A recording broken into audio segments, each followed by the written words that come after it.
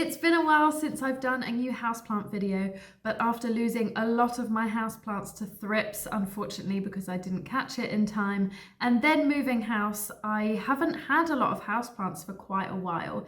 So I've decided that now is the right time to start building up my collection. I found a new garden centre, got some beautiful new houseplants. So I thought that this would be a great opportunity to show you some really simple, quick, easy, but essential tips to help your houseplants thrive when you first bring them home from the garden centre. It's important to think about when you're buying a new houseplant, it's going from being in a very controlled environment within a garden centre or wherever you're buying it, where often there'll be kind of like specialists looking after those houseplants.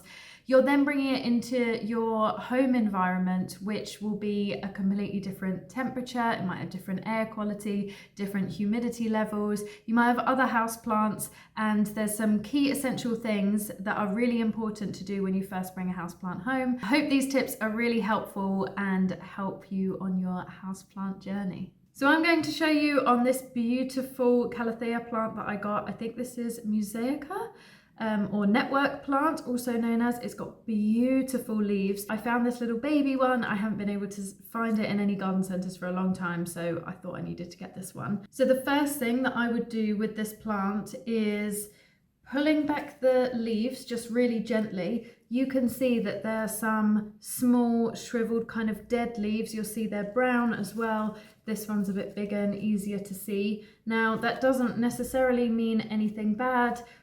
The plant isn't dying or anything, it's still in a healthy condition, but you want to remove all of those leaves so that no energy at all is going from the plant's roots into trying to heal those leaves or improve the health of those leaves. Those leaves are dead and we want to just remove them. Also, we want to ensure that if those leaves, when they do fully die back and they'll go into the soil, you don't want them to be rotting in the soil. You want to remove them and all the energy will be concentrated in the healthy leaves. So just get a sharp pair of scissors, or if they're fully dead, you can gently pull them out, but make sure that you're not impacting the rest of the plant. The next thing that I would advise doing is to check the root system of the plant. So always super important.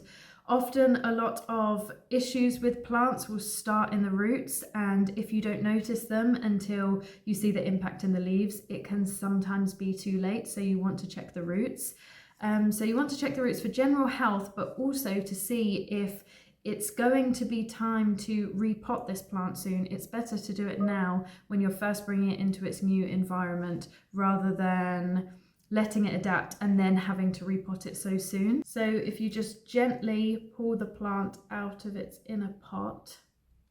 So with this one, you can see that it's actually almost becoming root bound. You want to ensure that it's got a little bit of room to grow, but not loads of space, otherwise all of its energy will just be focused on the roots, and you want the leaves to grow as well. Another thing that's important to do, and this is whilst you're repotting it, if it needs to be repotted, is just to check those roots. So you just want to check that they're looking healthy, that there's no sign of root rot, that they're not too wet, that they're quite fully formed as roots, so they're not kind of going squishy. There's no mold or anything like that on them, because these could all be signs of some sort of houseplant disease, which you want to really spot early to ensure best chance of survival for your plants. So that is now my Calathea that has had all its health checks done. It's been repotted. You can see that it also just seems to fit better in this pot in terms of the size of it. So for comparison, this is the pot that it was in before.